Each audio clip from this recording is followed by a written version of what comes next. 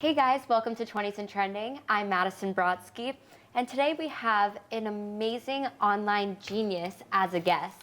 He graduated from the University of Arizona 2 years early and created a website that targets the millennials called Explica. The website publishes infographics and animations about controversial topics ranging anywhere from sports and entertainment to politics. The site has had so much success, he is named in Arizona Republic's top 35 entrepreneurs under the age of 35. With me now is the founder of the website, Vip. So first of all, congratulations on all of your success and your graduation.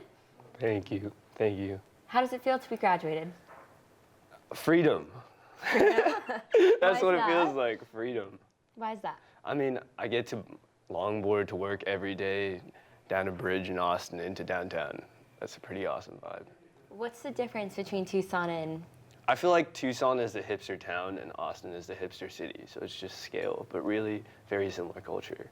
Okay, so you're only 19 years old, correct? Mm-hmm. So did you skip a grade or two? Did you get college credit when you were in high school through AP classes? How'd that work? I started college when I was 16, so I'd skipped a couple grades coming in, but I also had taken a pretty decent number of APs.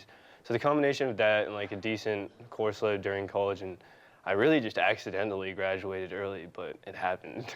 How did that happen? Tell me that story. My friend came up to me one day my freshman year and was like, "Hey, do you know you can graduate next year?" And I was like, "What do you mean?" And he pulls up this spreadsheet, this whole thing. I have no idea how he made it that fast. But he has this whole spreadsheet and shows it to me, and I didn't believe him, but in the end, really, I could graduate the next year, and I did. That's so crazy. How did he just know all of your classes and know your expectations? I have no idea. Some people I know are just crazy. They're very smart. Okay. Well, speaking of smart, your original dream was science related, right? Right. Okay, so what did you want to do in science?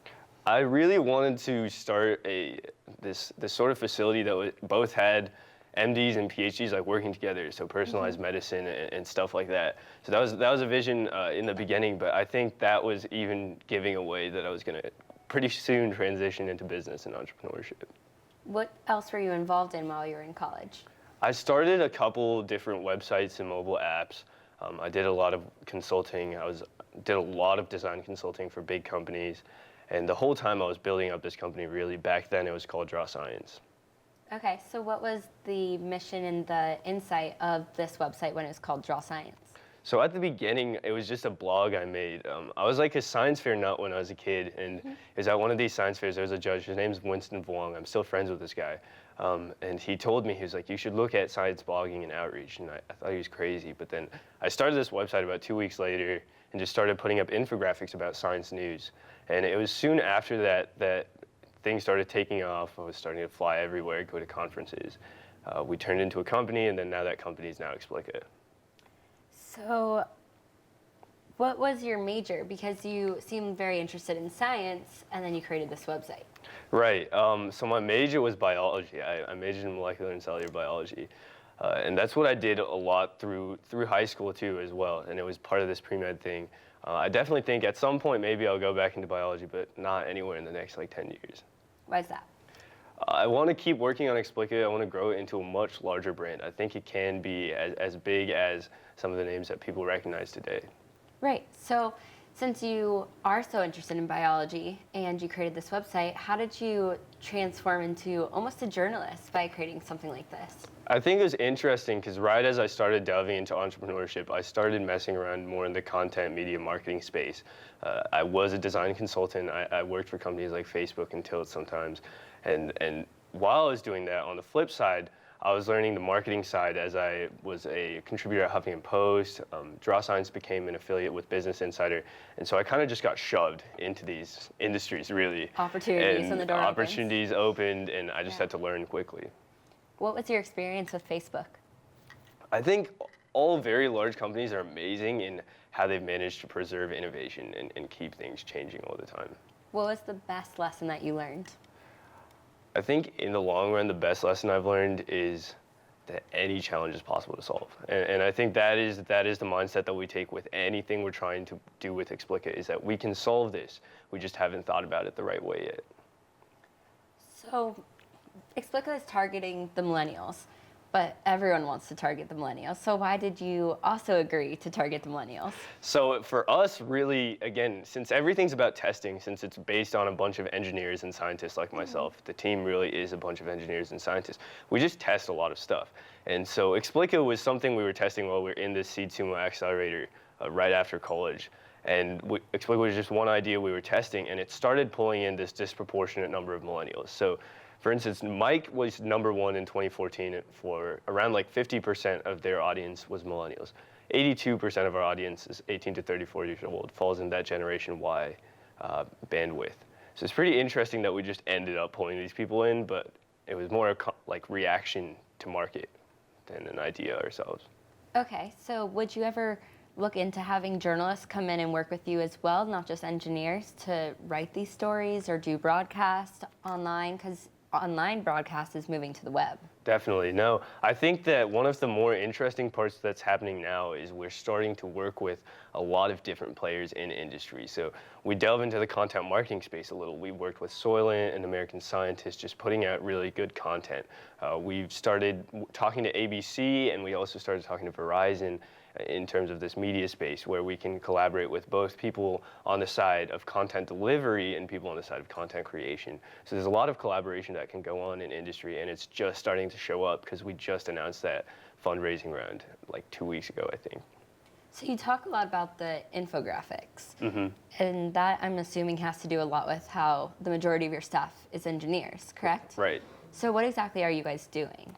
So what we're doing is building really two things. One, a visual news site, and two, an automatic news site.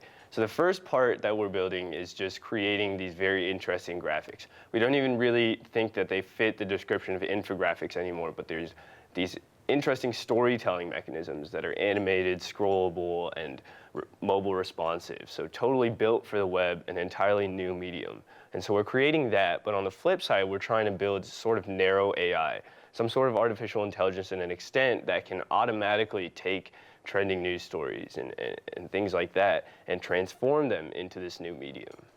So are you taking stories from other websites, or are you creating them yourselves? In a sense, we are a news aggregator, because what we do is we pull a lot of data in on trending news stories and then write our own. So the site has only been up for 4 months, right? And it already has 6.5 million readers and 16,000 Facebook fans. How did you market it to gain that kind of traffic? I think, again, one of the funnest parts of being in a startup is that we have to learn new things very, very fast.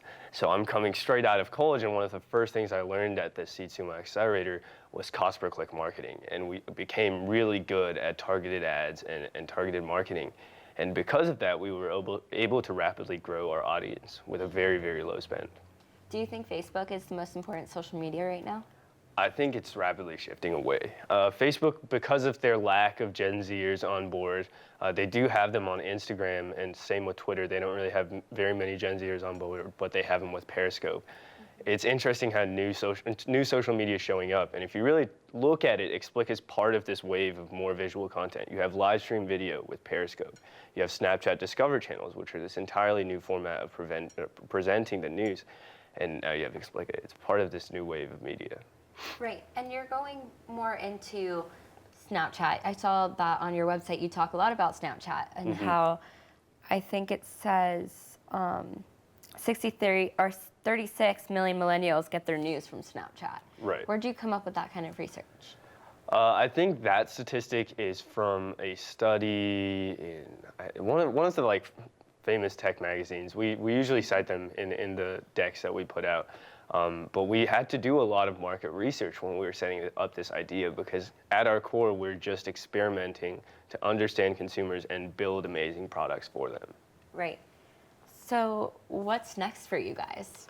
I think the next thing for us really is to finish building out this narrow AI and do a lot of development, but B, we need to build into this household brand that we have the ability to. We're growing at 4 times the pace that BuzzFeed was.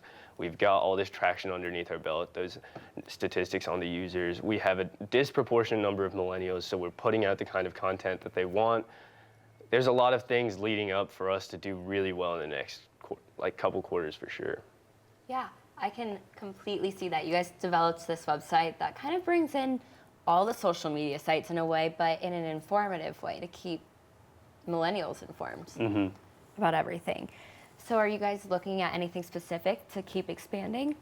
I think we are trying to see other ways in which we can collaborate, like you were saying earlier, with other industries, because we have this sort of core discovery that our visual content works, and more broadly, any visual content works.